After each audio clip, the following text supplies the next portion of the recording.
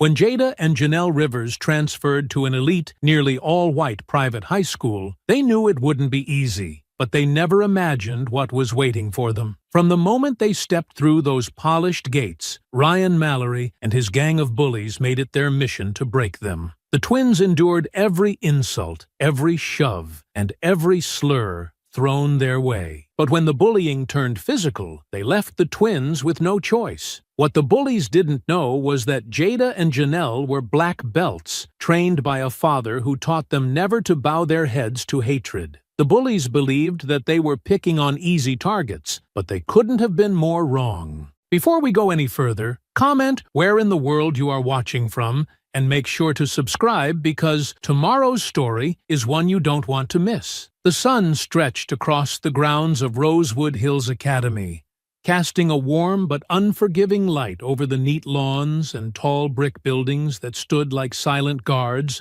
over the students gathering in small groups. Everything about the place spoke of money and old traditions, from the perfectly trimmed hedges to the polished stone walkways, as if the school had been built not only for learning, but to remind everyone who walked its paths exactly where they stood in the world. Jada and Janelle Rivers, moving side by side, felt that reminder heavy on their shoulders even before they reached the front steps. Their uniforms were perfect, their posture upright, and their faces held calm expressions, but beneath it all, they could feel the weight of every glance that followed them, every quiet word that slipped between the students they passed. They were used to stares. They were used to whispers, but this was something sharper, something colder. It wasn't curiosity. They could tell the difference. This was the kind of attention that came with judgment already made, with a line already drawn before they'd even had the chance to speak. It wasn't only because they were new, and it wasn't only because they were twins. It was because they were black. And here, that made them stand out more than anything else. Their father, Derek Rivers, had warned them it might be like this. He hadn't sugar-coated the world for them. He had taught them to expect moments like this, taught them to carry themselves with strength and pride no matter what they faced. He made sure they could defend themselves if they ever had to, not only with words, but with skill and control that few their age possessed. Still, even with all his lessons, even with the years of preparation, stepping into this place felt like walking straight into a storm they could see, coming from miles away, but could not avoid. "Look at that," a boy's voice said, loud enough for them to hear without a shred of subtlety. He was leaning against a pillar near the front of the school, a smug grin stretched across his face as his friends chuckled beside him. "Twins," another boy added with a sneer, as if the word itself was an insult.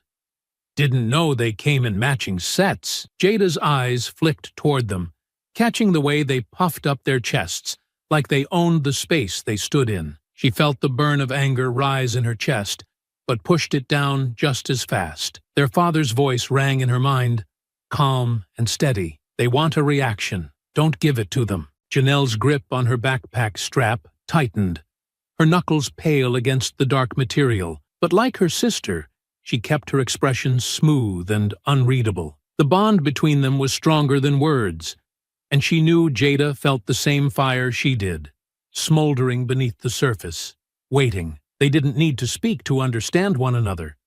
They had faced enough together to move as one, to think as one. They pushed forward without breaking stride, their eyes set on the doors ahead, ignoring the heat of the stairs burning into their backs like sunlight magnified through glass. The deeper they walked into the courtyard, the clearer the message became. This place wasn't built for them. The polished floors and towering windows, the gleaming trophy cases and proud banners hanging from the walls, all of it felt like a stage set for a play where they were never meant to have a role. But they kept walking. "Ignore them," Janelle said under her breath, her voice low but steady. More of a reminder than advice. She didn't look at her sister when she spoke, trusting that Jada would understand without needing to. "I see them," Jada answered, her tone quiet yet sharp beneath the surface. "But I won't give them the satisfaction." They reached the doors of the main building, tall and heavy, opening with a soft mechanical sound that felt too smooth for what waited on the other side. As they stepped inside, the chill of the air conditioning hit their skin, but it couldn't cool the fire building inside them. The students already gathered in the hallway turned to look, conversations pausing as eyes followed the twins through the corridor. Some faces held curiosity, others open hostility, and a few showed a flicker of something worse, amusement, like they were waiting for the moment the new girls would fall out of place and give them all something to laugh about. Jada's gaze swept the hallway, reading it like a map of territory marked by invisible boundaries. She saw how the bullies stood in clusters near the lockers, how the girls whispered behind their polished nails, casting sidelong looks filled with quiet malice. Every detail sank in. Every glance felt like a challenge waiting to be answered. They knew this was only the beginning. The looks, the whispers, the sharp-edged words spoken just loud enough to sting, but quiet enough to deny if challenged. All of it was just the start of something that would build and build until it could no longer be ignored. But they were ready. They had faced worse than this. They had trained for storms just like this one. Though the sky over Rosewood Hills Academy seemed clear and calm, Jada and Janelle could feel the pressure building in the air, the promise of thunder waiting just beyond the horizon. They wouldn't be the ones to strike first. Their father had taught them better than that, but if the storm came to them, they would not run. And when it did come, it would be ready to meet something far stronger than it expected. The first days at Rosewood Hills passed exactly how Jada and Janelle had expected, but that didn't make it any easier to carry. From the moment they stepped into their first class, it became clear that every eye was waiting for them, not with welcome or curiosity, but with cold, quiet judgment. The classroom itself was neat and bright, sunlight spilling across clean desks and shining off polished floors, but no amount of light could hide the way the students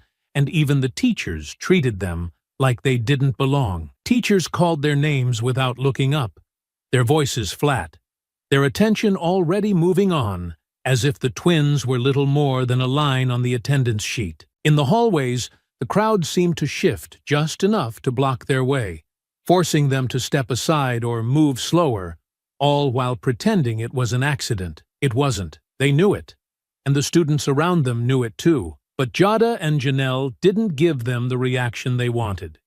They kept their heads high, moved with purpose, and didn't let the tension force them into a corner. Even when the looks grew longer and the whispers sharper, they pushed through every day, steady and silent. It didn't take long for Ryan Mallory to show his face. He wasn't hard to spot. He acted like he owned the place, walking with a careless swagger that came from knowing the rules never really applied to him. His blonde hair was perfectly styled like he'd stepped out of a magazine, and he wore his uniform like it was a costume, loosening his tie and leaving his shirt untucked to show just how little he cared. "Hey!" Ryan called out one morning as the twins crossed the courtyard to their lockers. His voice was loud, confident, meant to grab attention. His friends gathered around him, laughing already, like they didn't even need to hear the joke to know it would be good. "You two get lost on the way to the servants' entrance?" he asked, his words clear and sharp in the open air. His friends broke out laughing, too loud for the weak insult, but they weren't laughing at the joke itself.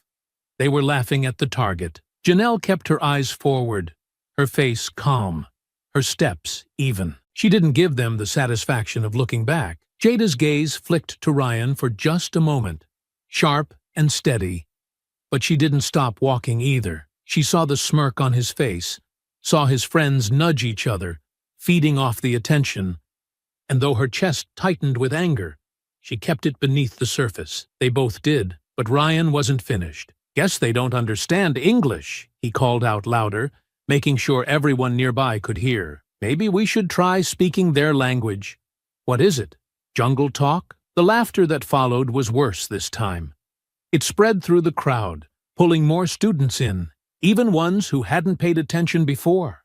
Now they were watching, waiting, some amused, some curious, none of them caring enough to stop it. Jada's jaw tightened, her teeth pressed together, but she took a slow breath, steadying herself. She could feel Janelle close by, her presence steady, like an anchor keeping her from drifting into the storm Ryan was trying to create. They kept moving. In the days that followed, things only got worse. Ryan's friends, Zach and Brent, stepped up their harassment. They made a game out of bumping into the twins in the hallways, knocking their books to the floor with fake apologies and smug looks that said they knew exactly what they were doing. Didn't know they were letting the janitors take classes now.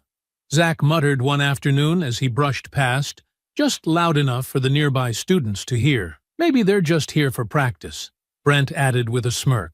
School's gotta keep the floors clean somehow. The twins said nothing. They picked up their books, straightened their backs, and moved on. But with every shove, every insult, the pressure built a little more, like a weight slowly pressing down on them, testing how long they could carry it before it crushed them. What made it harder was the silence from everyone else. No teachers stepped in, no students spoke up. Even the ones who didn't join in just turned away, pretending not to see. The teachers kept their eyes on their papers or their screens, unwilling to get involved, unwilling to admit that this perfect school had anything ugly lurking beneath its surface. At home, their father saw the signs, even though they tried to hide it. Derek Rivers had taught them how to fight, how to defend themselves with skill and control. But he had also taught them to see trouble coming, to recognize the quiet signals that warned of bigger storms ahead. Over dinner, he watched his daughters closely, reading the tightness in their jaws and the heaviness in their eyes. He didn't ask them directly, didn't push them to speak before they were ready. But when they finally told him, he listened without interruption. "You remember what I taught you," Derek said that night, his voice calm, but there was no softness in it. "Control is power. They want to get under your skin. Don't let them." Jada nodded, her mouth set in a firm line. Janelle matched her sister's determination, though her eyes carried a flicker of frustration that was getting harder to hide. "They're pushing," Jada said, steady but serious. "Harder every day. They will," Derek replied without hesitation. "They think you'll break. They want you to." "And if they don't stop?" Janelle asked, her voice just as steady, her meaning clear. Derek's eyes met theirs, and in that look there was no hesitation, no doubt. "Then they'll find out you're not the ones who break." His words hung in the air like a quiet promise, one the twins carried with them into the next day and the days that followed, letting it sit just beneath the surface of their calm expressions. They walked through the halls of Rosewood Hills with their heads high, knowing it wasn't a question of if things would escalate, but when. And that moment was coming fast. The days bled into each other, each one colder and more unforgiving than the last, as if the walls of Rosewood Hills had tightened around Jada and Janelle little by little, squeezing just enough to remind them that this place was never meant for them.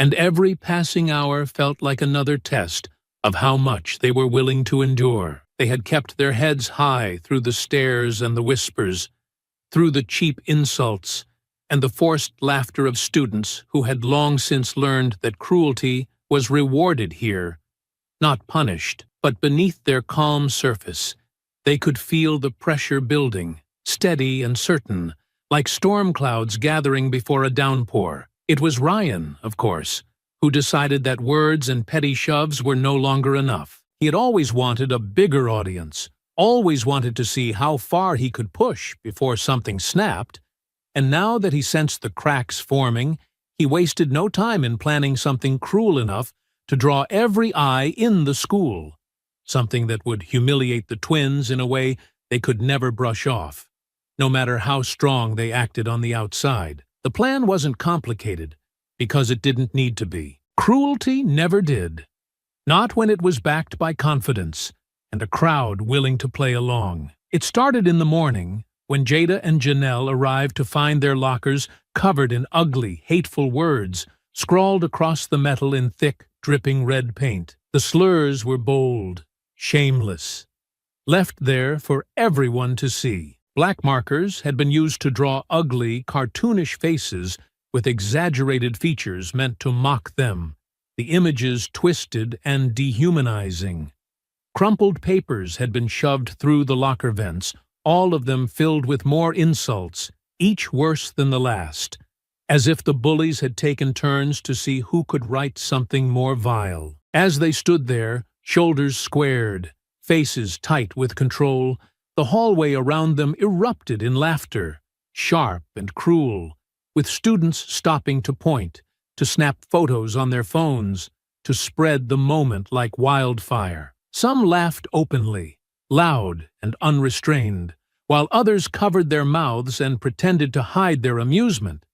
But it didn't matter. The twins saw it all, felt every jab like a needle under the skin. Ryan leaned against a nearby locker, arms crossed, watching the scene unfold with a grin stretched wide across his face, his eyes bright with victory. Zach and Brent flanked him, both of them looking pleased with themselves, their smug satisfaction clear in every angle of their posture. "Figured we'd give you some decorations," Ryan called out, loud enough for the whole hall to hear, his voice dripping with mock concern. "Thought it might help you feel more at home." The crowd roared with laughter, the sound rolling through the hallway like a wave crashing against the shore, relentless and loud.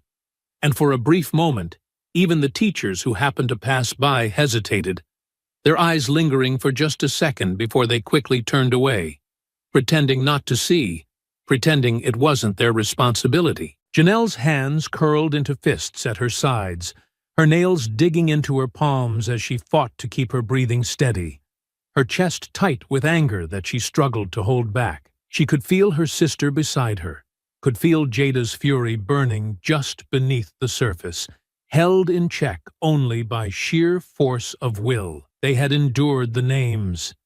They had endured the shoves. But this was different. This was public, deliberate, a performance meant to strip away their dignity in front of the whole school.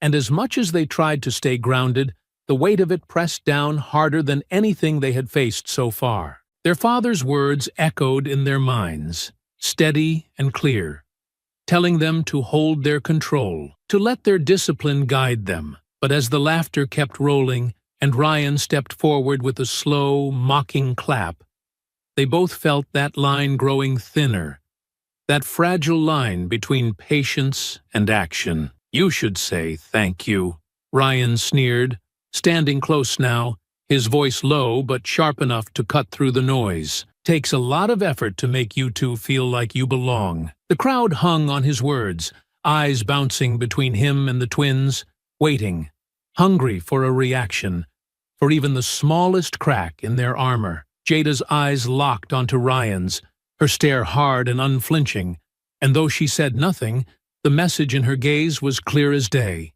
Janelle, standing just as steady, felt the same fire rising in her chest, her pulse quickening as she drew in a slow breath, steadying herself against the rising tide of fury. They wouldn't give him the reaction he wanted, not yet, but neither of them could pretend this would pass. They both knew something had shifted in that moment, something sharp and irreversible. This wasn't just another insult to ignore. This wasn't something they could sweep aside like the whispers in the hallway or the sneers from across the classroom. This was a line crossed, a challenge thrown at their feet in front of the entire school. As they cleaned their lockers later, wiping away the paint with rough paper towels handed to them by the janitor, who avoided their eyes and said nothing, Jada's voice broke the silence between them, low and certain, carrying a weight that had been building for far too long. "No more," she said, her tone quiet but steady as stone. Janelle didn't need to ask what she meant. She felt the same thing burning inside her, the same final crack running through the patience they had worked so hard to hold on to. She nodded once, sharp and sure. "No more," she agreed. The decision wasn't made in anger alone. It came from a deeper place, from the understanding that survival wasn't always enough, that there were moments when standing still meant giving away pieces of yourself that you could never get back. The moment was coming. They could feel it as clear as the air they breathed. Next time Ryan and his crew stepped forward, they wouldn't walk away. They would fight.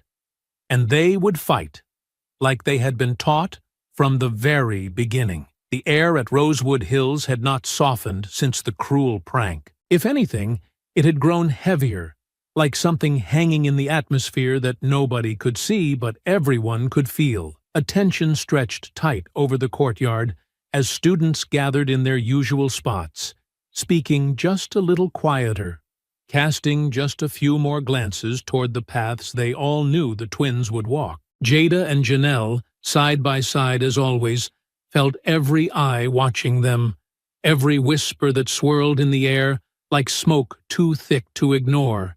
But they kept their pace steady, their heads held high, their eyes forward yet fully aware of what waited for them just beyond the next turn. Ryan Mallory was already there, leaning against the sun-warmed stone wall with a look on his face that was a perfect mixture of boredom and cruelty, as if this moment was less about a decision and more about something he believed had already been decided. Zach and Brent stood on either side of him, their posture loose, but their eyes sharp, waiting for their moment, like wolves watching their prey step into reach. "There they are," Ryan said loud enough to pull the attention of every nearby student, the sound of his voice carrying across the courtyard like a flare shot into the sky, drawing a wider circle of onlookers who didn't even try to hide their curiosity. "Thought you two might have taken the hint and stayed home today." Jada's gaze, sharp and unblinking, found him immediately. She didn't stop walking,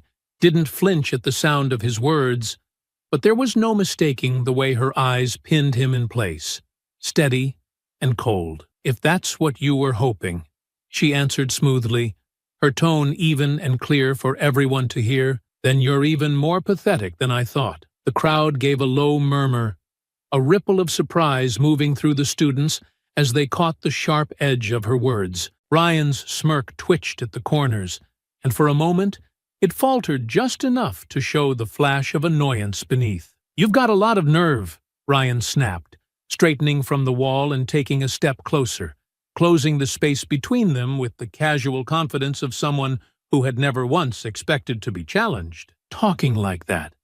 Acting like you belong here." Janelle shifted her stance, squaring her shoulders, her voice steady, but carrying the weight of every insult they had swallowed, every cruel prank they had endured in silence until now. "We do belong here," she said firmly, her eyes locked on Ryan without a trace of hesitation. "More than you ever will. You walk around like you own this place, but deep down you know the truth. Without your little gang, you're just another coward hiding behind cheap jokes and weak friends." Her words struck deeper than she could have expected, cutting through the shallow armor Ryan wore like a mask.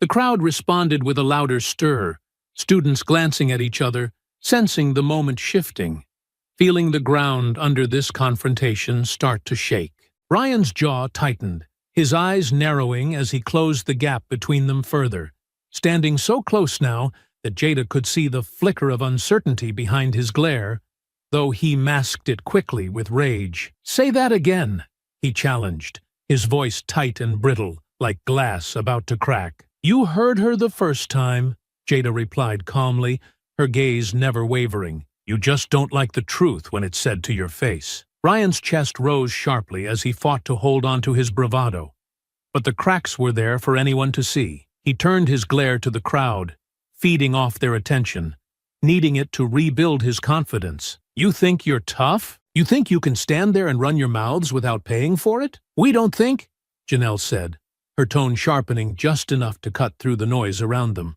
"We know." That was the final push Ryan needed to abandon words altogether. His hand shot out without warning, slamming hard into Jada's shoulder, forcing her to step back under the sudden force, though she caught herself easily, her feet planting firm against the ground as if rooted there. The crowd's gasp rang loud and sharp, students drawing in their breath as the scene before them tipped from tension into open threat. Brent, seizing the moment, stepped toward Janelle, swatting her books from her arms with a cruel grin, sending pages scattering across the pavement in a messy sprawl that felt like an echo of the prank they had suffered days before. Zach followed, shoving hard into Janelle's shoulder, his voice dripping with mockery. "What now?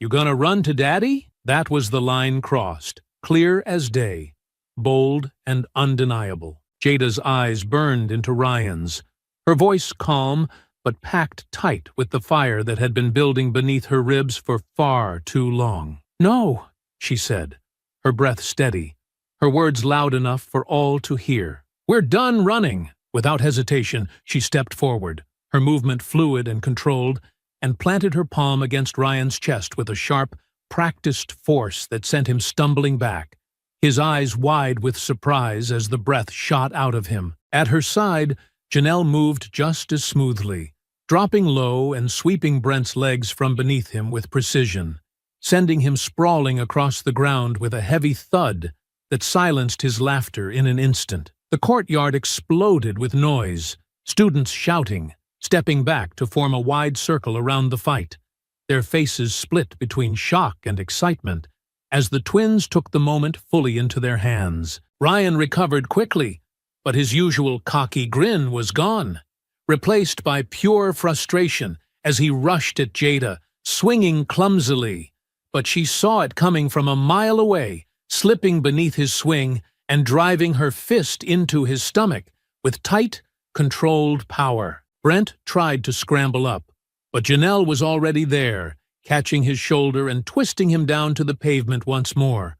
Her movements sharp and sure, every step of her response shaped by years of training that flowed through her muscles like second nature. Zach lunged toward her, wild and desperate, but Janelle sidestepped cleanly, catching his arm as he charged past and flipping him down hard beside his friend, leaving both of them tangled and gasping for breath. Ryan, clutching his side, staggered back toward Jada with a snarl, but she met him with a clean strike under his chin, snapping his head back and forcing him to stumble away, his balance failing him as he tried to recover. The twins didn't hesitate, didn't flinch, didn't second-guess the choice they had made.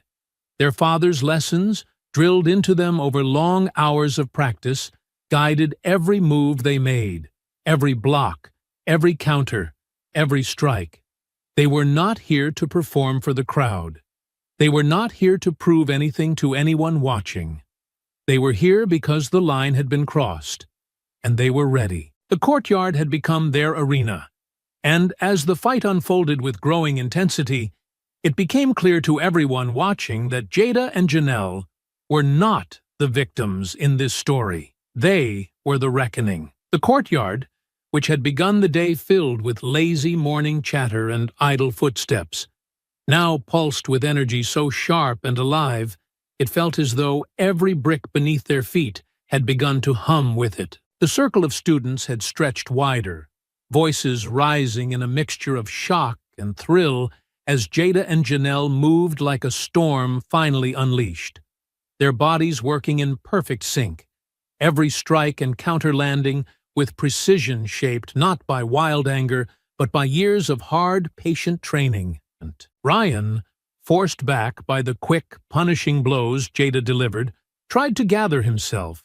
but there was fear creeping into his eyes now, clear and unmistakable beneath the flush of his skin and the sweat starting to bead along his hairline. He had always believed himself untouchable, shielded by his numbers and his status, but none of that protected him now. Here, stripped of his usual smirking advantage, he stood face to face with someone who would not cower and would not yield. "You thought we'd just take it," Jada said, her breath controlled, her voice steady even as she dodged another wild swing and answered with a sharp elbow into Ryan's ribs that made him grunt and stagger sideways. "You thought you could keep pushing until we broke." Her words cut as deep as her strikes, and Ryan, still gasping for breath, found himself struggling not only against her fists, but against the truth of her voice, loud enough for everyone watching to hear and feel down to their bones. Brent, having scrambled to his feet, charged at Janelle with a frustrated snarl, but she met him head-on, slipping beneath his swing and driving her palm into his sternum with enough force to send him crashing backward, his body folding over itself as he hit the ground hard, gasping for breath that refused to come. "You picked the wrong fight," Janelle added, her tone sharp as steel as she watched Brent writhe on the ground before her, her eyes never leaving him as she took a single, measured step closer, making it clear that she would not give him the chance to rise again so easily. Zach, desperate to turn the tide, grabbed a broken piece of wood from the ground, something that had fallen loose from one of the benches, gripping it in both hands as he rushed toward Janelle with reckless force.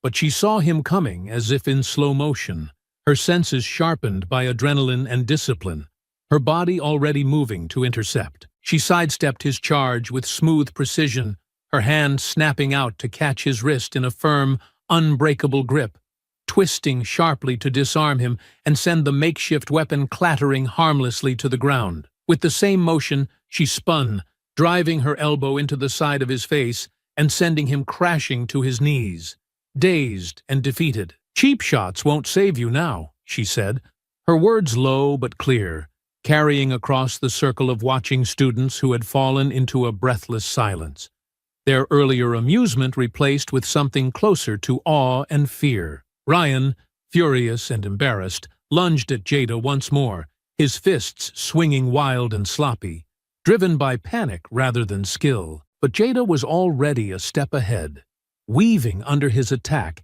and catching his wrist in a tight grip, twisting it sharply as she stepped into him and drove her knee into his stomach with brutal force. His breath exploded from his lungs in a choked sound as he collapsed to the ground, clutching his ribs. "You've had every chance to walk away," Jada said firmly, not just to Ryan but to every single person watching, her voice carrying the weight of everything she and her sister had endured up to this point. "But you kept coming." She let go of his wrist, letting him drop fully to the pavement, his body folding over itself as he struggled to breathe, his face contorted with a mixture of pain and disbelief. Janelle stood beside her sister now, her chest rising and falling with deep, controlled breaths, the two of them side by side once more, just as they had been when they walked into this school. Only now the ground beneath their feet felt different, as if they had claimed it for themselves through sheer force of will. The crowd around them, once eager for spectacle, now stood in uneasy silence, the realization settling heavily over them that this was no ordinary fight, no simple exchange of blows between schoolyard rivals. This was something deeper, something final, a storm that had been building for far too long and had finally broken free. "Maybe now you'll learn," Janelle said, her voice cutting through the thick, charged air, "that we're not the ones you can push around." As if driven by stubborn pride alone, Brent tried once more to rise, but Janelle was there before he could fully lift himself, planting her foot firmly on his chest and pressing him back down to the ground with undeniable authority. He grunted in frustration, trapped beneath the weight of his own arrogance and her unwavering strength. "Stay down," she warned him, not as a threat, but as a fact, as unshakable as the ground beneath them. Jada's eyes swept the courtyard, meeting the gaze of every student brave enough to hold it, her expression steady and unyielding. She didn't need to speak the words aloud, because they were written clearly across her face.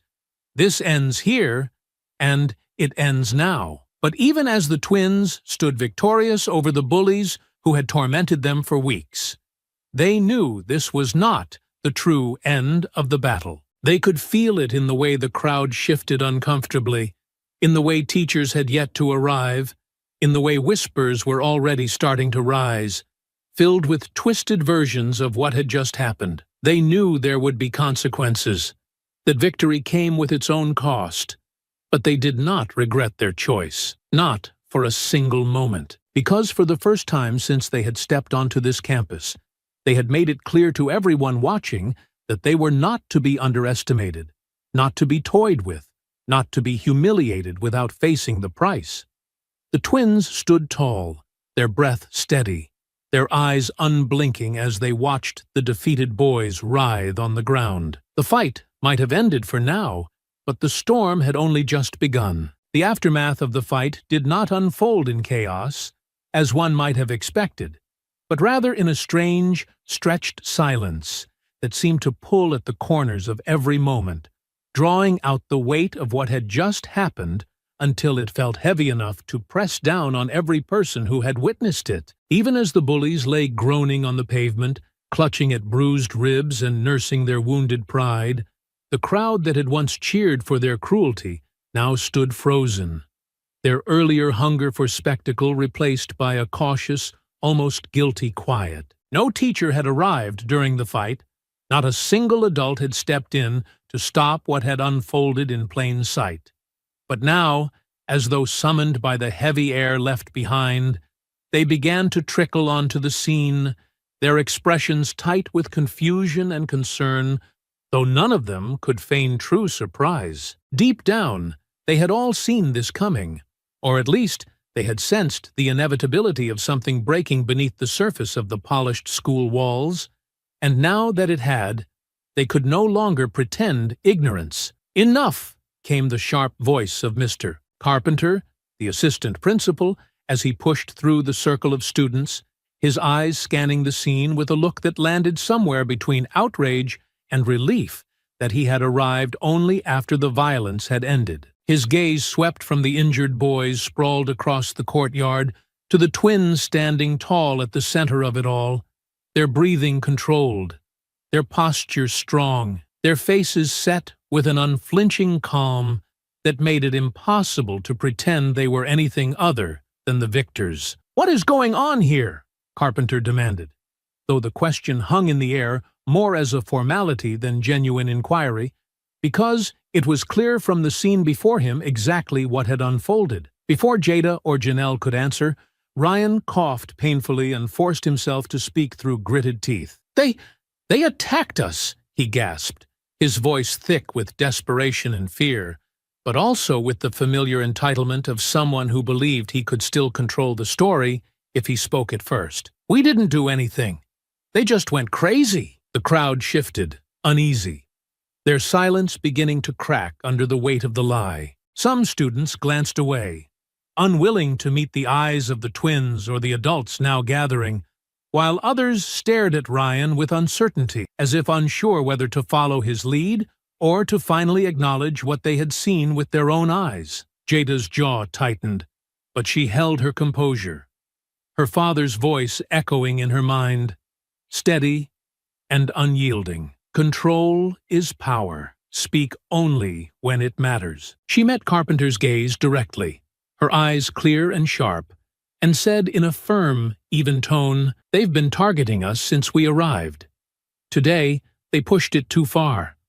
We defended ourselves, nothing more." Carpenter's expression flickered, a brief moment of discomfort crossing his features before he masked it behind the tight professionalism that Rosewood Hills demanded from its staff. "We'll sort this out inside," he said, though there was no real promise in his words, no assurance of fairness. "All of you, come with me." The twins did not protest. They exchanged a quiet look between them, a glance filled with unspoken understanding, and fell into step behind Carpenter as he led the small group away from the courtyard, leaving behind the scattered crowd of students whose excitement had curdled into unease. Inside the administrative offices, the walls felt closer, the air cooler, but none of it dulled the fire burning beneath the twins' calm exterior. They sat side by side in the stiff chairs outside the headmaster's office, their hands resting on their knees, their eyes fixed ahead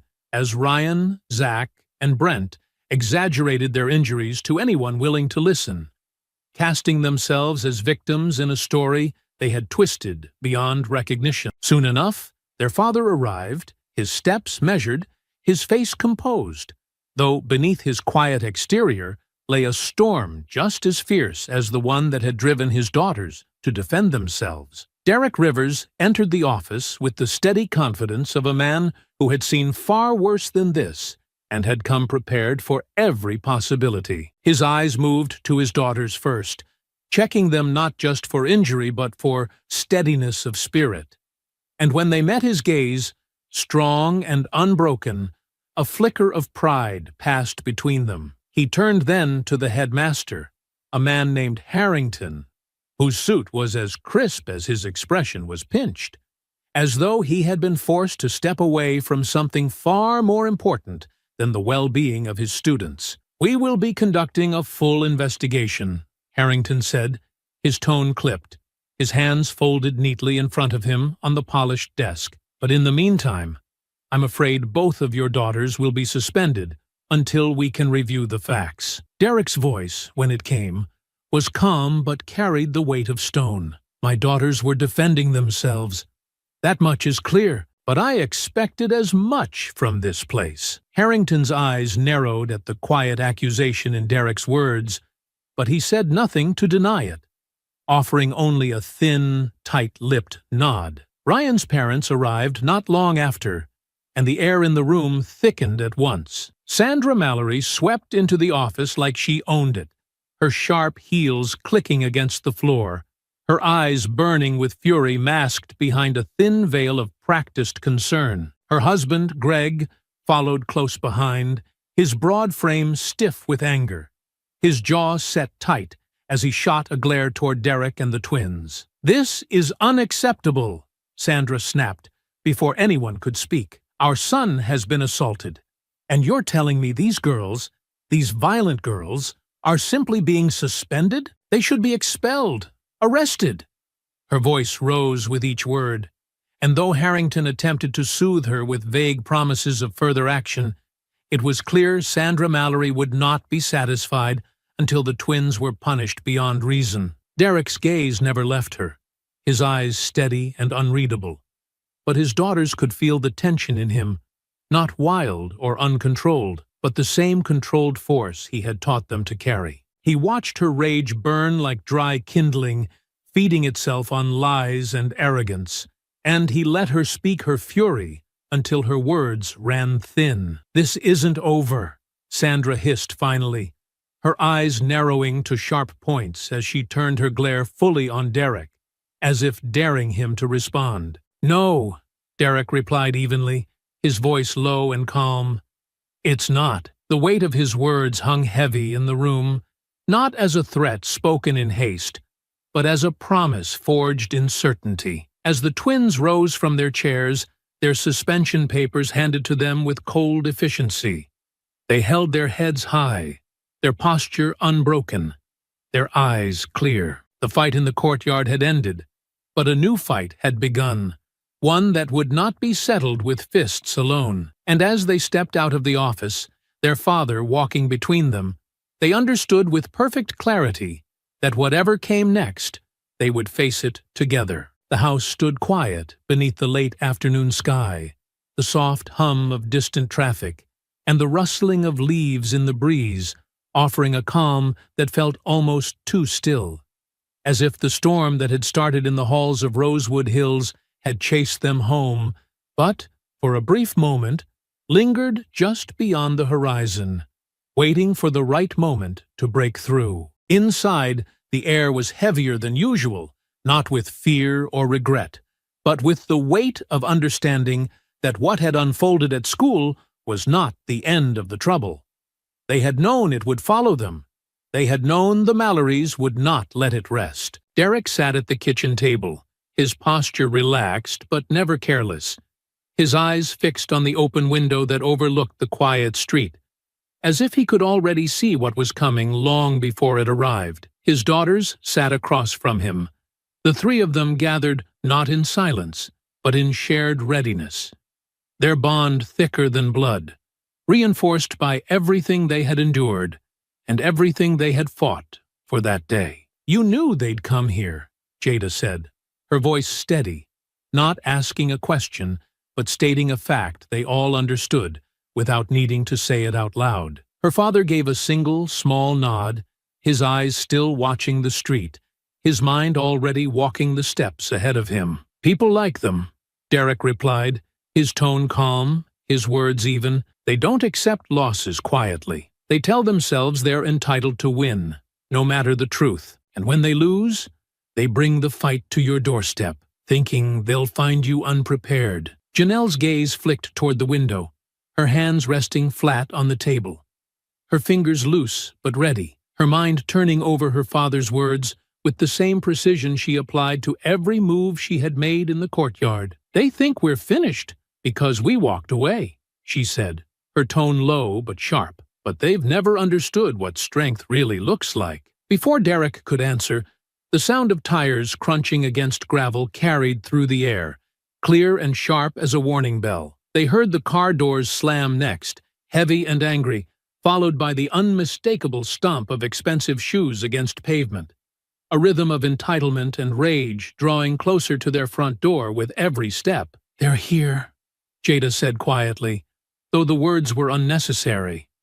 There was no mistaking it now. Derek rose from his chair in a single, fluid motion, his presence filling the room not with tension, but with solid, grounded certainty. "Stay behind me," he told his daughters, not because he feared what was coming, but because he wanted them to see how a battle was fought when it crossed the threshold of their home. He wanted them to see that strength was not always measured in fists alone, but in the way you stood your ground when the world tried to shove you back. Before the doorbell could ring, before the knock could fall, Derek opened the door himself, stepping out onto the porch with the quiet authority of a man who had faced down storms far greater than the one standing before him now. Sandra Mallory's face was twisted in a mask of fury, barely held together by the thin thread of social civility, her eyes burning beneath perfectly styled hair and expensive sunglasses perched on her head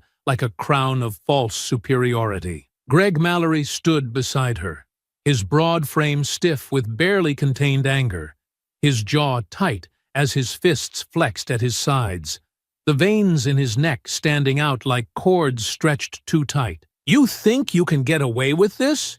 Sandra spat, not bothering with any form of greeting, her words sharp and fast as she stepped closer to Derek, her heels clicking hard against the concrete. "You think you can lay your hands on our son?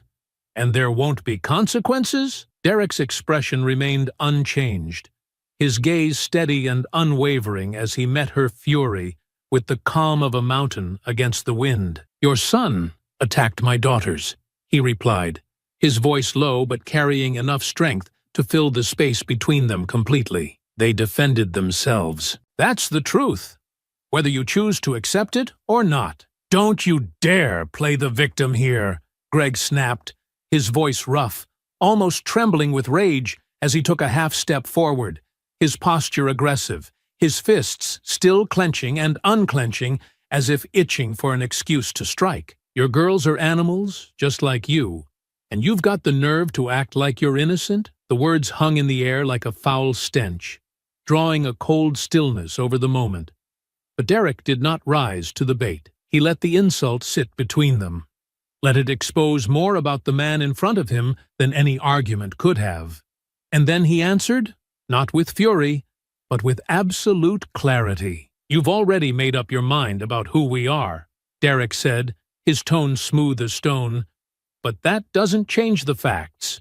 You raised a bully, and today he found out what happens when bullies cross the wrong line." Sandra's face twisted deeper in anger, her mouth opening to spit another insult, but before she could speak, her husband stepped past her, too far gone in his own rage to hold himself back any longer. "You think you can talk down to us in our own town?" Greg growled, his voice rising as he swung a wild, heavy fist at Derek.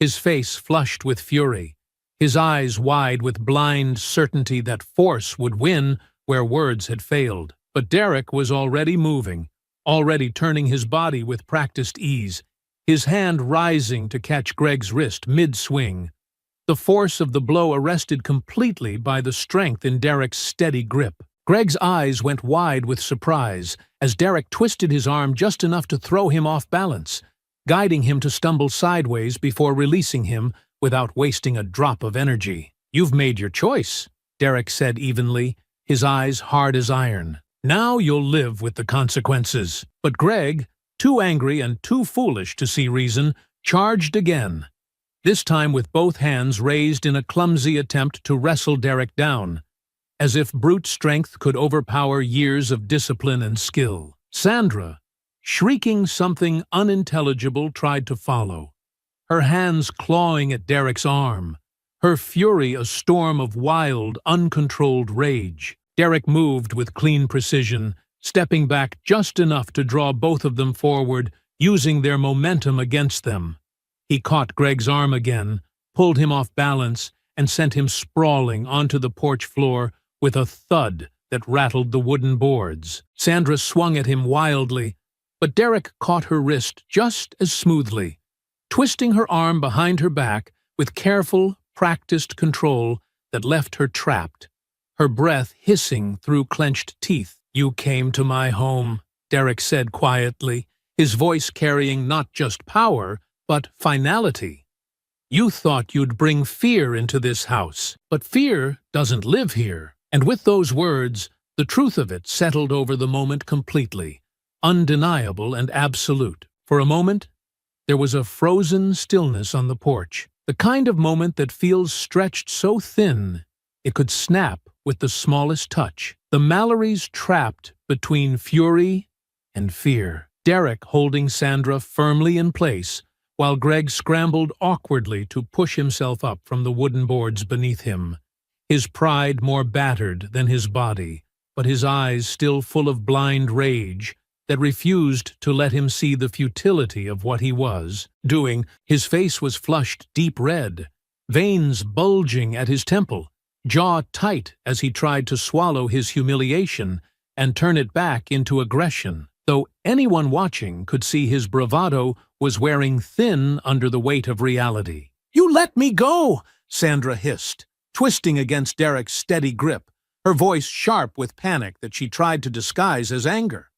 But it cracked beneath the surface, the strain bleeding through no matter how hard she fought to keep her composure. "Do you know who we are?" Derek's eyes, steady and cold, did not flicker once as he held her wrist firm, not tight enough to hurt her, but tight enough to leave no doubt who controlled this moment. "I know exactly who you are," he answered, his voice even and low, his gaze sharp as a blade honed over years of quiet battle. "And it doesn't impress me." Greg, now back on his feet, charged again without thinking, his movements sloppy with anger, his body lunging forward in a way that revealed he had never truly learned to fight, only to dominate with brute force and the assumption that no one would ever push back. But Derek had seen this kind of man before, too many times to count, and he sidestepped Greg's charge with ease, pivoting smoothly and using his opponent's momentum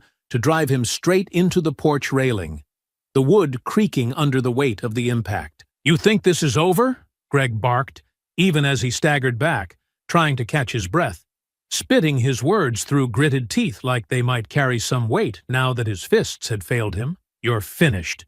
You and your girls, all of you." Derek's reply was calm, stripped of all fury because it needed none, only the clean, undeniable truth. "No," he said, stepping toward Greg with the quiet power of a man who had nothing to prove and everything to protect. "You are." Greg threw another punch, wild and desperate, but Derek caught his arm once more, locking it tight in his grasp before twisting him around and slamming him down onto the porch floor, flat on his back. The breath knocked from his lungs in a hard gasp that left him sputtering beneath Derek's shadow. Sandra screamed, her panic no longer hidden as she tried to tear herself free, clawing at Derek's arm with shaking hands. But her movements were erratic, full of fear that had finally risen to the surface now that she saw her husband laid low. Derek released her wrist, not because she had forced him to, but because he no longer needed to hold her. Her strength was gone, drained out of her in the blink of an eye as she stumbled back, her chest heaving with frantic breaths. The twins stood just inside the doorway, their eyes locked on the scene unfolding before them, their faces carved with quiet focus, not fear. They watched their father handle the Mallorys not with wild aggression, but with controlled precision, every movement a lesson they had seen in practice, but now witnessed fully alive, a living example of the discipline he had spent their lives teaching them. "This is what they always do," Derek said, loud enough for both the Mallorys and his daughters to hear, his words steady and strong as he stepped over Greg's groaning form. "They think they can walk into our space, into our lives, and break us with threats and violence. But they forget. We don't fold. We stand." Sandra's eyes darted toward her husband, who lay struggling to breathe, and then back to Derek, her lips parting as though she meant to speak, to spit another threat or excuse. But no words came. Her breath stuttered in her chest, her rage swallowed whole by the weight of her own helplessness. "Call the police!" she shrieked at last, her voice cracking under the strain of her panic. "Call them! He attacked us!" But even as she screamed the words, there was a hollowness to them, a shaky weakness that made it clear she no longer believed her own cries. "You came here," Derek reminded her, never raising his voice, but letting each word settle like a stone dropping into still water, rippling out until there was no escaping it. "You brought violence to my door, and now you'll live with what you brought." Greg, still gasping on the porch floor, managed to lift himself onto one elbow, his eyes wild with disbelief as he stared up at Derek, seeing not just the man in front of him, but everything he had underestimated, everything he had failed to understand until this moment had stripped him of all his false power. Sirens, distant but growing louder, began to echo through the neighborhood, the approaching sound slicing through the heavy air like a blade. Neighbors had emerged from their houses, drawn by the noise and the chaos, their faces etched with a mix of curiosity and quiet satisfaction, as if they too had grown tired of the Mallorys' arrogance, and now watched with silent approval as justice unfolded on the front porch of the Rivers home. Derek didn't move, didn't flinch at the sound of the sirens. He stood tall, unshaken, his daughters beside him, their eyes clear and proud as they watched the scene play out. Whatever the police would bring next, they were ready, because they had already won the battle that mattered most. This fight was never about the punches thrown or the bruises left behind.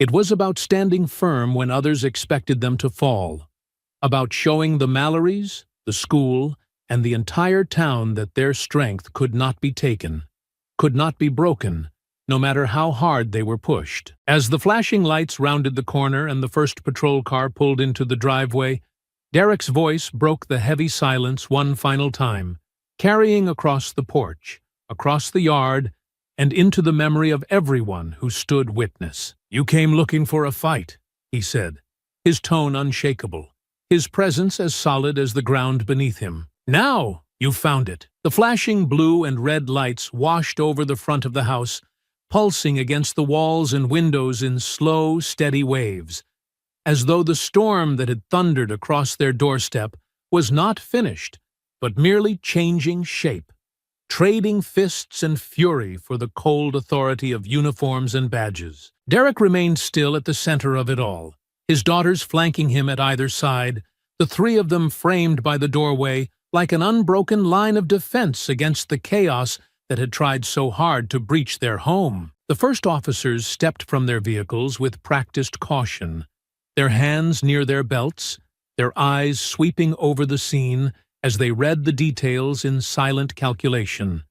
The two bodies on the porch floor, disheveled and breathless, the man standing tall before them, composed and unwavering. The neighbors gathered at the edges of their lawns, watching with tight expressions, some crossing their arms, some whispering to each other beneath the siren's fading echo. Sandra Mallory's voice cut through the tension first, sharp and frantic, rising in volume as she rushed toward the officers, her arms waving as though she could pull them fully onto her side by sheer force of desperation. "Officer! Officer! Arrest him!" she demanded, pointing an accusatory finger at Derek, her face flushed with anger and something deeper beneath it, fear, raw and poorly hidden behind her rage. "He attacked us! We were defending ourselves, and he assaulted us in our own community." Her words tumbled over each other in a rush, growing more breathless with each accusation. But the lead officer, a man whose badge read Klein, did not react with immediate acceptance. He held up a steady hand, his eyes scanning not just Sandra but the whole scene, reading it with the quiet experience of someone who had seen enough of life's messes to know that truth rarely lived on the surface. "Ma'am," Officer Klein said, keeping his tone measured and professional, "I need you to step back and take a breath. We're going to sort this out, but I need to hear from everyone, and I'll start by speaking to the homeowner." Sandra opened her mouth to protest, but something in Klein's steady gaze stopped her short. She let out a sharp breath, her chest rising and falling as she stepped back beside Greg, who still lay groaning on the porch floor, holding his ribs with one arm as though the pain in his body could somehow lend more truth to his words when his turn came to speak. Officer Klein approached Derek next, his eyes cautious but not hostile, his tone neutral. "Sir, can you tell me what happened here?" Derek met the officer's gaze directly, his posture steady, his voice calm and even as he spoke. "They came to my home uninvited," he explained, not rushing his words, letting each one settle with weight and clarity. "They came angry about an incident at the school involving our children. They confronted me on my porch. They shouted threats. And then Derek motioned with a slight nod toward Greg, threw the first punch. I defended myself and my family." "And your daughters?" Klein asked, his eyes flicking toward Jada and Janelle, who stood silent but strong beside their father. "They witnessed everything," Derek replied without hesitation, his tone firm. "They did not engage. They stayed inside, just as I instructed them to." Klein gave a small nod, his gaze thoughtful, weighing Derek's words against the scene laid out before him. He turned next to Sandra and Greg, his notepad in hand, ready to hear their side, though it was clear from the quiet tightness of his expression that he had already begun to piece together the truth. Sandra launched into her version of the story with the same breathless desperation she had shown earlier, weaving lies with practiced ease, painting herself and her husband as victims of an unprovoked assault, their words dripping with entitlement as they cast Derek in the role of aggressor. But her performance faltered beneath the steady gaze of Officer Klein, who made no move to interrupt, but whose eyes darkened with quiet skepticism the longer she spoke. "And you claim you were defending yourselves?" Klein asked once she finished, his tone carefully neutral, but edged with the weight of doubt. "We came here to talk," Sandra insisted, her voice rising again, but the cracks were clear now, her composure fraying at the edges as she struggled to maintain her narrative. "He attacked us!" Klein's eyes narrowed slightly, and then, as if sensing that the words alone were not enough to unravel the truth, he turned to the growing cluster of neighbors standing at the edges of their yards, some holding their phones, others speaking quietly among themselves. "I'm going to need witness statements," Klein called out, his voice carrying across the lawn with quiet authority. "Anyone who saw what happened, step forward." There was a long beat of silence, heavy and uncertain, and then, slowly, as though spurred by a shared sense of justice that had waited too long for its moment, a neighbor stepped forward from across the street. An older man, with a lined face and sharp eyes that missed nothing, he cleared his throat and spoke loud enough for everyone to hear. "I saw the whole thing," he said, his voice firm. "They came here shouting from the moment they stepped out of their car. The man threw the first punch. The homeowner never moved until they forced his hand. Another neighbor followed, then another, their voices weaving together to form a clearer picture, a chorus of truth that cut through Sandra's lies like sunlight through fog. Each account confirmed what Derek had already said, their words steady, their memories sharp. Klein listened to every word, his pen moving steadily across his notepad. And when the last neighbor had finished speaking, he closed the pad with a quiet snap that seemed to echo louder than the sirens had minutes before. "We're going to continue this at the station," he said, his tone leaving no room for argument. "But based on what I've heard so far, it looks like we have more questions for you two." His eyes settled on Sandra and Greg, their faces pale and drawn beneath the harsh flash of police lights. Officers moved in to assist Greg to his feet, cuffing him gently but firmly as Sandra's protests rose again, thinner now, weaker, her voice trailing off into helplessness as the weight of reality pressed down hard and final. Derek stood unmoving as they were led away, his daughters at his side, his breath slow and steady, his gaze fixed not on the Mallorys, but on the horizon beyond them, where justice, at long last,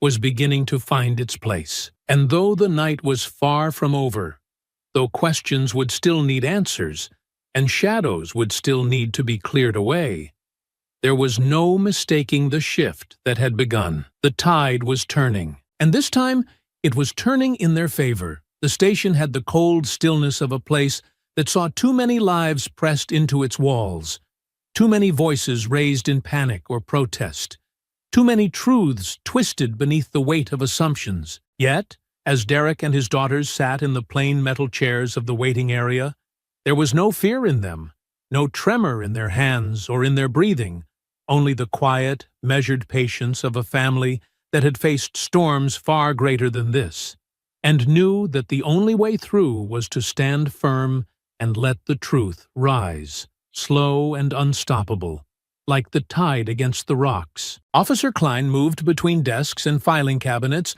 with the focus of a man who understood the shape of a lie the moment it passed his ears, who had seen too many scenes, like the one now unfolding, to mistake noise for truth. He worked methodically, gathering statements, reviewing the accounts of the neighbors who had already begun to fill out written testimonies, and checking the footage from nearby doorbell cameras that had been offered up without hesitation by residents eager to see justice done properly for once. Derek watched him quietly, his eyes following every step, not with suspicion, but with a cautious respect for the man's diligence. He saw in Klein not the quick judgment of a man eager to close a case, but the slow, steady patience of someone who knew that real answers came not from who shouted the loudest, but from who stood the longest on solid ground. Jada and Janelle sat close to their father, their posture upright, their faces calm, though inside both felt the slow churn of everything they had endured, everything they had carried, rising to the surface as the walls of the station seemed to close in and the long wait stretched further. Yet even through the quiet tension, they did not falter. They had faced worse storms and come through unbroken, and they knew they would come through this one the same way. Klein approached at last, his notepad tucked under one arm, his expression thoughtful, lined with the weight of what he had gathered. He paused before them, clearing his throat gently before speaking. "Mr. Rivers," he began, his voice careful but firm, "I've reviewed the neighbor statements and security footage, and it's clear you didn't start the confrontation. It's also clear your actions were defensive." Derek offered a small nod, acknowledging the officer's words without triumph, without relief, but with the quiet steadiness of a man who expected nothing less from the truth. Klein continued, shifting his weight slightly as he glanced at his notes. "What's more, the footage we've collected also shows that the Mallorys came to your property aggressively. They crossed onto your porch first. They raised their voices, and they initiated physical contact. Multiple angles confirm this." A soft breath passed between Jada and Janelle. Not quite a sigh, but the slow release of held tension. A moment of quiet reassurance settling in their chests, like a small flame that refused to go out, no matter how much wind had battered it. "However," Klein went on, his tone still even, "given the severity of the injuries and the Mallorys' claims, we'll need to document everything fully. There will be formal statements, a full report, and there may still be legal proceedings. But I want you to know," he added, his gaze settling on Derek with something that felt almost like respect, From what I've seen, the evidence is clearly in your favor." Derek's reply came without hesitation.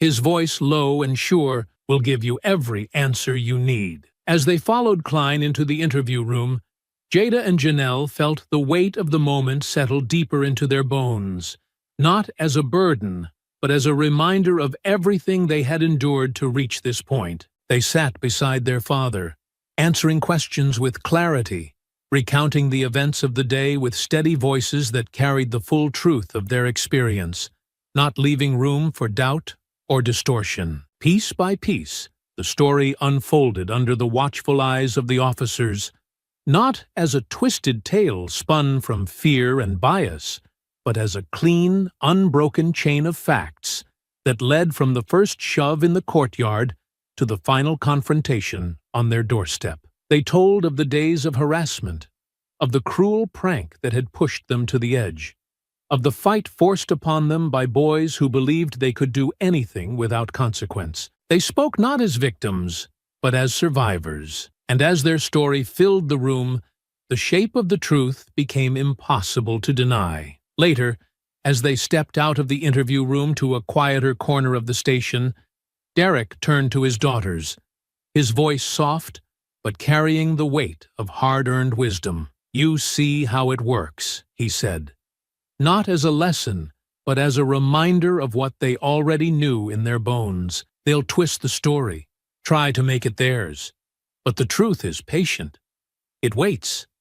And when it's time, it stands tall. Jada met his gaze, her eyes bright with resolve. "We're not done yet," she said, her voice firm. Janelle nodded beside her, her expression just as steady. "But we're getting there." Klein approached again, a faint tightness in his jaw as he flipped open his notepad once more. "There's something else," he said, his tone cautious but not hesitant. "One of your neighbors mentioned something about earlier trouble at the school. We're going to pull surveillance footage from the school property as well. If there's a pattern, it'll help clear this up faster." At those words, a quiet ripple of understanding passed between Derek and his daughters. They had carried the weight of the bullying alone until now, had endured in silence while the school turned a blind eye. But if the truth of those days could finally come to light, then this battle would not only clear their names, it would expose the rot that had festered beneath Rosewood Hills for far too long. "Do it," Derek said without pause. "Let the whole story come out." Klein gave a small nod and stepped away to make the call, his movements efficient, his purpose clear. As the quiet of the station settled around them once more, the twins and their father sat together, steady and unshaken, knowing the storm had not fully passed, but also knowing the tide had turned irreversibly in their favor, and no matter what came next, they would be ready. The quiet hum of the fluorescent lights filled the station with a low, steady buzz, a sound that might have been insignificant in any other moment, but here, under the weight of what was unfolding, it seemed to underline every passing second, stretching time as the final pieces of truth began to slide into place. Derek sat with his daughters close beside him, the three of them a steady line of resolve in a room that had grown tight with tension, the atmosphere thick with the scent of papers, ink, and the slow burn of justice that was beginning, at last, to catch fire. Across the room, through the narrow glass panels of the adjoining office, they could see Sandra and Greg Mallory seated at a separate table, their posture fraying under the pressure that was building around them. Sandra's sharp features, once held together with the confidence of entitlement, had begun to crack, her eyes darting from one officer to another, her mouth pressed into a thin line as though she was trying to hold back the fear that trembled just beneath her surface. Greg sat heavier in his chair, his shoulders slumped in a way that spoke of more than just physical pain, his gaze avoiding the window, avoiding Derek's eyes, avoiding the inevitable. Officer Klein returned to the room, a folder thick with printed photographs and reports tucked beneath his arm, his expression sharpened by the clarity that only undeniable evidence could provide. He moved with a sense of purpose that filled the space between them, pulling a chair closer to the table before he set the folder down and flipped it open. The first page catching the harsh light overhead.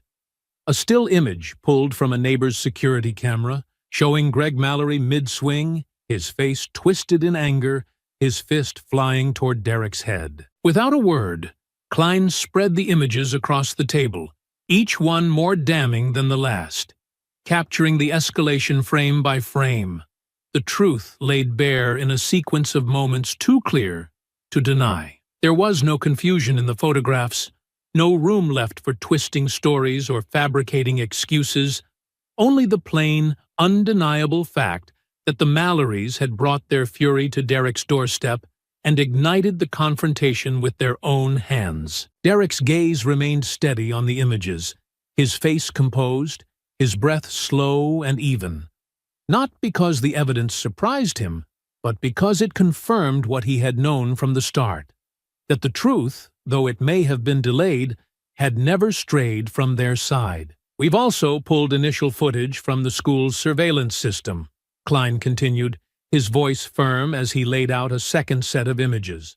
These darker and grainier, but no less clear in their story. The camera caught the prank at the lockers, the boys cornering your daughters in the hallway, the shove that led to the fight in the courtyard. Between these, the witness statements from your neighbors, and the admissions made by a few students after we followed up, we have a strong case building in your favor. At his words, a quiet breath passed between Jada and Janelle. Not relief in the way of weakness, but in the form of a slow, patient exhale, as though they were allowing themselves, just for a moment, to feel the weight of the battle begin to lift from their shoulders. "And the Mallorys?" Derek asked, his voice low but steady, carrying the question not with desperation, but with the weight of responsibility. As a man who had never needed to shout to be heard, Klein's mouth tightened for a heartbeat before he answered, his words chosen carefully, but leaving no room for doubt. "They're in deep," he replied, his tone edged with quiet finality. "They came here full of bluster, thinking their story would carry weight on its own. But with this evidence, their accusations are falling apart fast. The more they talk, the deeper they dig their own hole." As Klein spoke, movement caught Derek's eye beyond the glass. Another officer entered the room where Sandra and Greg sat, a thick stack of papers in hand, setting them down on the table with a thud that seemed to ripple through the very air between them. Sandra's mouth moved, her words lost behind the glass, but her rising panic was plain to see, her gestures sharp and frantic as she tried to argue against the growing mountain of facts. Greg, for all his earlier rage, sat silent now, his eyes fixed on the table in front of him, his hands clasped tightly together as though he could hold back the consequences by sheer force of will. "Let them see it all," Derek said quietly, more to himself than anyone else, though Klein heard him clearly and gave a small nod of agreement.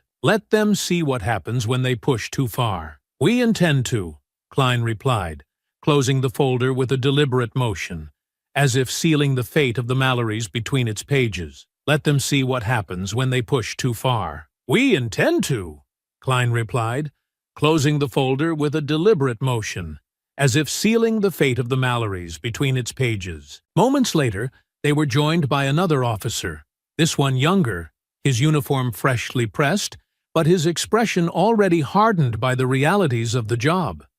He carried a printed transcript in his hands, placing it before Klein with a subtle nod. "Statements from 2 of the students," the officer explained, his voice steady.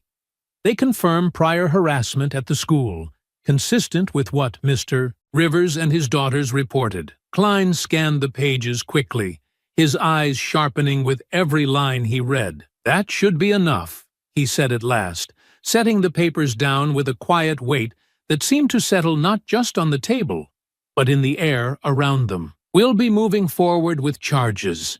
Assault, trespassing, possibly harassment, once the full scope at the school is established." Derek gave no outward reaction, his calm undisturbed, but Jada and Janelle felt the subtle shift in their father's posture, the quiet satisfaction of a man who had stood his ground, not for the sake of victory alone, but for justice itself. Sandra's voice, sharp even behind the glass, rose once more, a desperate sound with none of its earlier confidence. Greg's shoulders sagged further, his head lowering as if he could no longer bear the weight of the truth pressing down upon him from every side. Officer Klein turned back to Derek and his daughters, his expression settling into something almost respectful. "You've handled yourselves well," he said simply. "This won't be easy, and it's not finished yet. But you did the right thing." Derek inclined his head once, a gesture of acknowledgement rather than gratitude, for he had never fought for approval, only for what was right. As the officers moved to process the Mallorys, leading them from the interview room with firm, unyielding steps, the Rivers family remained seated, their eyes steady, their hearts aligned in quiet unity. The tide had not just turned, it had begun to sweep away the lies, exposing the truth beneath. And though the fight had yet to reach its final conclusion, they could see the end on the horizon, as sure and steady as the rising sun. And when that moment came, they would meet it together. The station held its breath beneath the weight of everything that had come to light, as if the very walls, the air itself, had grown heavy with the truth finally forced into the open, too real and too solid to be denied or reshaped by the hands of those who had once believed themselves untouchable. Derek, seated between his daughters, remained unmoving, his gaze steady as he watched the officers carry out their work. Their motions no longer hurried or uncertain, but deliberate, shaped by the clarity of evidence that had built, brick by brick, into an unbreakable wall around the Mallorys' crumbling defense. Across the room, through the narrow strip of glass that separated the main floor from the smaller holding area, Sandra paced like a caged animal, her hands twisting in tight fists at her sides, her eyes wild as they searched for something. Some gap in the wall, some thread to pull loose that might unravel the case closing fast around her, but there was nothing left for her to grasp. No more lies to spin that hadn't already tangled into knots too tight to escape. Greg, once loud and certain, now sat slumped in his chair, his elbows resting heavily on his knees, his head bowed low beneath the weight of failure. His eyes, dull and lost, stared at the floor as though the answers he sought might appear there, if only he stared hard enough. But he found nothing except the hollow echo of his own choices, staring back at him. Officer Klein stood at the center of it all, his posture firm, his expression sharpened by the finality of the moment. He flipped through the last of the statements and recordings gathered in the hours since the Mallorys had been brought in, his mind running through the full story laid bare before him. Neighbors' testimonies clear and consistent, camera footage from multiple angles painting an undeniable picture, student witnesses at the school filling in every gap that might have been left behind. He turned to Derek, his voice carrying the weight of everything they had endured to reach this point. "We've completed our preliminary findings," Klein began, his tone steady and without hesitation. "The charges against you and your daughters will be dropped immediately. The evidence leaves no room for any other decision." Jada and Janelle shared a glance, a silent moment of understanding passing between them, not of surprise, for they had always known their truth would prevail, but of quiet vindication, the kind that does not shout in triumph, but settles deep in the chest, steady and certain. Derek inclined his head slightly, his composure unshaken, though behind his calm exterior there was the faintest shift, a release of the tension he had carried for his daughters, for his family, every moment of this battle weighing on him more heavily than he would ever let show. "And the Mallorys?" Derek asked, not because he needed the answer, but because it mattered that the words were spoken plainly, out loud, for all to hear. Klein's gaze hardened as he responded. "They will face charges," he confirmed, unfolding each count with quiet precision as though placing stones on a scale. "Assault, harassment, trespassing, and obstruction. Their actions at the school and here at your home are well documented. They won't be talking their way out of this." As if to underline the statement, another officer stepped into the holding area, unlocking the door with a sharp twist of the key and motioning to Sandra and Greg to rise. Sandra's protests, sharp and rising in panic, fell flat against the steady commands of the officers. Her words reduced to noise beneath the full weight of the law that now pressed down upon her. "You have no right," she cried, her voice cracking beneath the strain. But the officer guiding her offered no response, only the silent firmness of duty done without bias. Greg, drained of fight, rose slowly.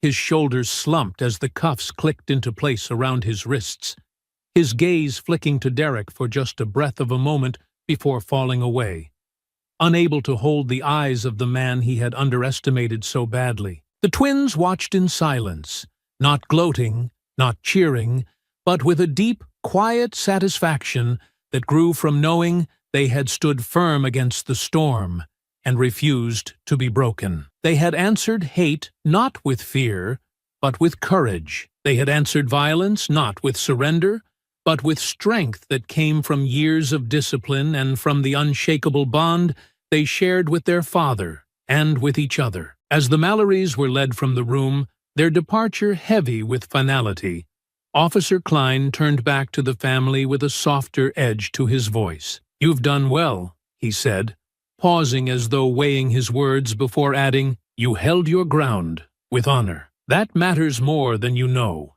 Derek gave no answer, needing none. His steady gaze followed the Mallorys until they disappeared through the exit, swallowed by the system they had thought would protect them, but which had, instead, revealed their true nature to the world. The station began to settle after that, the frantic energy of the day cooling into a calmer rhythm as officers filed reports and finalized the necessary paperwork. Klein assured Derek that the official exoneration documents would follow within the hour, and that the school, too, would be notified of the findings, though Derek already knew that battle was one he would gladly see through to the end. Jada and Janelle, though weary from the long hours of questioning and waiting, sat poised and unbowed, their eyes sharp, their shoulders squared as they prepared to leave the station behind, knowing full well that while this chapter had closed, the lessons they had carved into their spirits would never fade.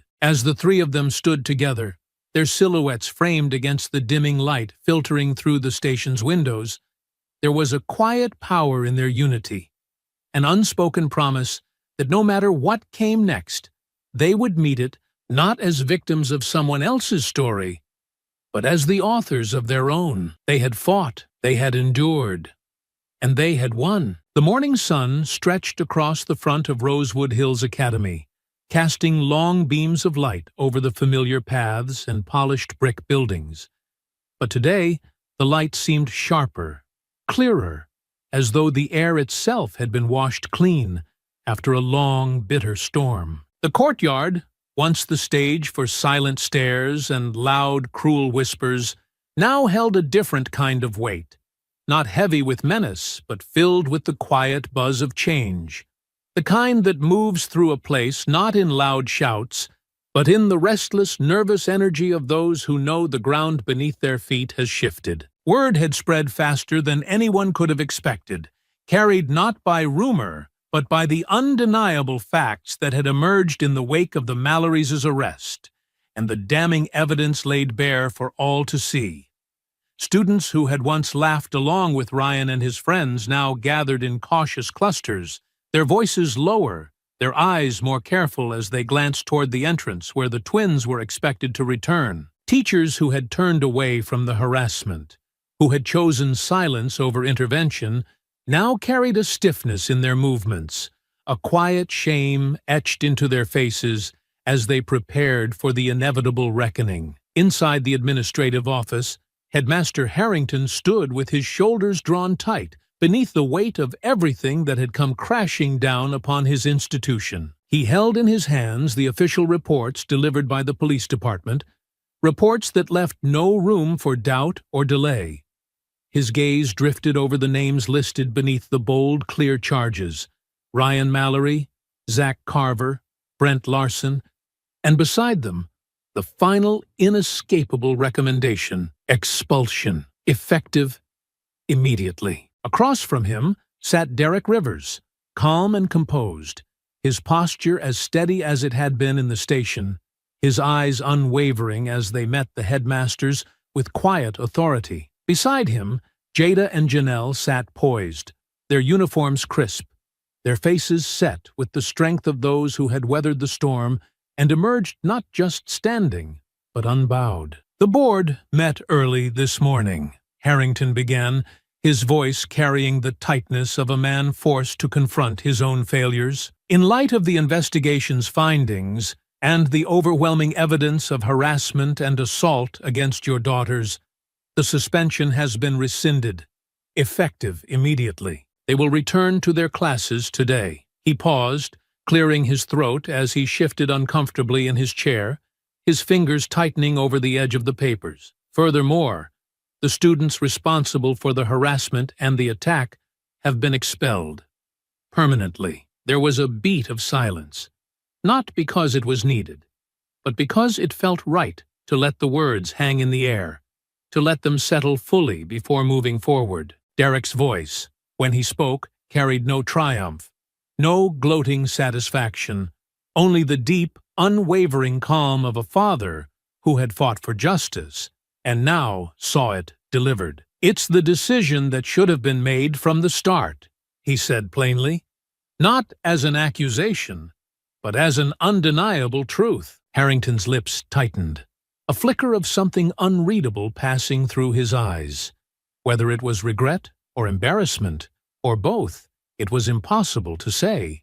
But he nodded, the gesture small but telling. "We failed your family," he admitted, his voice lower now, roughened by the weight of the truth. "We failed our duty to protect all our students. That will change." Jada's gaze held the headmaster's with the same clear steadiness that had carried her through every cruel word, every shove, every attempt to make her and her sister feel less than they were. "See that it does," she said, her words measured but firm, leaving no room for false promises. Beside her, Janelle's voice followed with equal strength. "Not just for us," she added, her eyes sharp and unwavering. "For every student who doesn't fit your mold." For a moment, Harrington seemed to falter beneath the weight of their words, but then he gave a shallow nod, the papers trembling slightly in his grasp as he finally set them aside. As they rose from their chairs,